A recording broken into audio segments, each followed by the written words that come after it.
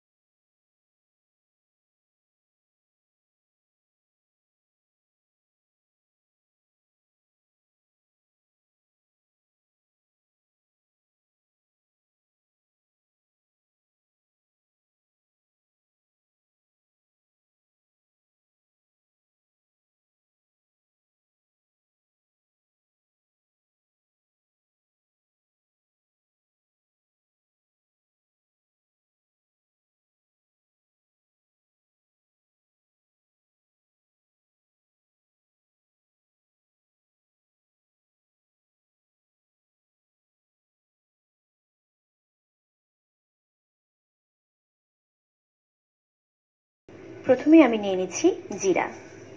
এখানে আমি জিরা নিয়েছি 5 চা চামচ পরিমাণ, অর্থাৎ 3 চা চামচের যদি 1 টেবিল চামচ হয় তাহলে 5 চা চামচ অর্থাৎ 1.5 টেবিল চামচের একটু বেশি।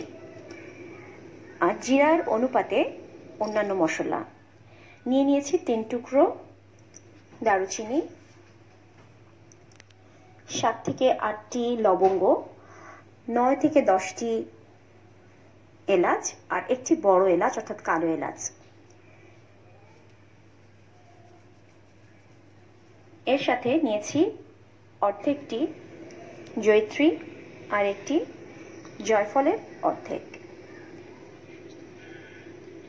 এগুলোর সাথে আরো আসবে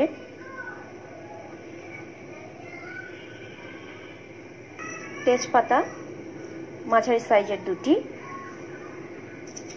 আর একটি শুকনো মরিচ। এটা খুবই সুন্দর একটা রঙের জন্য দেওয়া, খুব একটা ঝাল হবে না। আর নিয়েছি গোলমরিচ চা চামচের 1 চা চামচ। এই হলো আমার গরম মশলার সবগুলো উপাদান, যা আমাদের প্রত্যেকের রান্নাঘরেই সবসময়ই থাকে। শুধু পরিমাণটা ঠিক মতো রেখে প্রসেসিং করে নিলেই হয়ে গেল চমৎকার স্বাদের গরম মশলা। গরম মশলার মধ্যে সবচেয়ে বেশি নিতে হবে জিরাটা, আর জিরার পরিমাণ অনুযায়ী অন্যান্য মশলা বাড়িয়ে কমিয়ে নিতে হবে। আমি চুলায় প্যান বসিয়ে দিয়েছি, বেশ হাই হিটে দিয়ে গরম করে তারপরে আমি মশলাগুলো দিয়ে দিয়েছি। এটাকে খুব দ্রুত হাই হিটেই 1 মিনিট মতো একটু ভেজে নেব। খুব একটা লাল করব না, লাল করলে মশলার কালার নষ্ট হয়ে যাবে, ঘ্রাণটাও নষ্ট হয়ে যাবে। খুব দ্রুত এই কাজটা করে নিতে হবে যেন মশলা পুড়ে না যায়, সেদিকে খেয়াল রাখতে হবে। 1 মিনিটের বেশি অবশ্যই করা যাবে না, এটা খেয়াল রাখবেন। শুধুমাত্র মশলাগুলোকে একটু ঝরঝরে করে নেওয়ার জন্যই এই কাজটা করা হচ্ছে, মোটেও এটাকে লাল করা যাবে না। আমার মশলাটা ময়েশ্চার যতক্ষণ থাকবে ততক্ষণ আমি সুন্দরভাবে এটাকে গুঁড়া করতে পারবো না, সেজন্য সেই ময়েশ্চারটাকেই যেন আমি একটু শুকিয়ে নিতে পারি, সেই প্রসেসিংটাই করা হলো। মশলা টালা যেটাকে বলে এটা কিন্তু সেটা হচ্ছে না। হয়ে গেছে আমার প্রসেসিং, এখন এটাকে গুঁড়া করার পালা।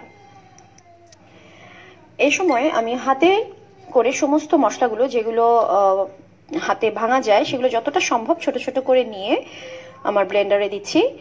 আসলে এটা যত ছোট করে দিব ততই ব্লেন্ডারের প্রেসারটা কম পড়বে এবং খুব দ্রুত মশলাগুলো ব্লেন্ড হতে হেল্প করবে।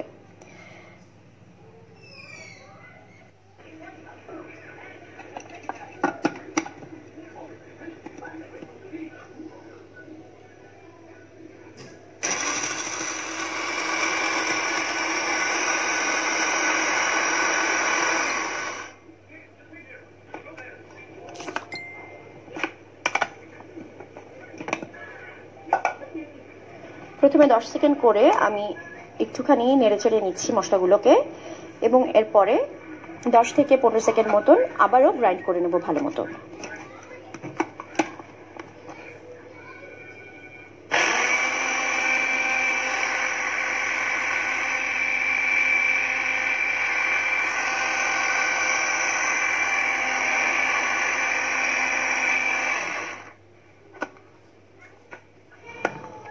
এখন আবারও মশলাগুলোকে একটু নেড়ে চেড়ে উল্টে পাল্টে দিয়ে লাস্ট আরেকবার আমি দেব। তবে আমি যে 3বার 15 সেকেন্ড মতো করে দিয়ে 15 সেকেন্ড বা তার চেয়ে একটু বেশি সময় নিয়ে গ্রাইন্ড করেছি, এটা আমার ব্লেন্ডারের ক্যাপাসিটি অনুযায়ী। তো আপনারা আপনাদের ব্লেন্ডারের ক্যাপাসিটি অনুযায়ী যতটুকু পরিমাণ সময় গ্যাপ দিয়ে করলে ভালো হয় সেভাবে করে নেবেন।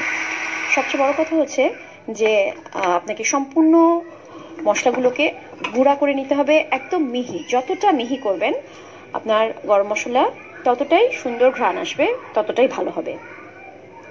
এখন আমার গরম মশলা একদম রেডি, সম্পূর্ণ ঝুরঝুরে এবং কোনো রকম ময়েশ্চার এর ভিতরে নেই। এভাবে গরম মশলা তৈরি করে আপনারা ফ্রিজে রেখে দিতে পারেন, যা 6-7 মাসের বেশি ভালো থাকবে। এবং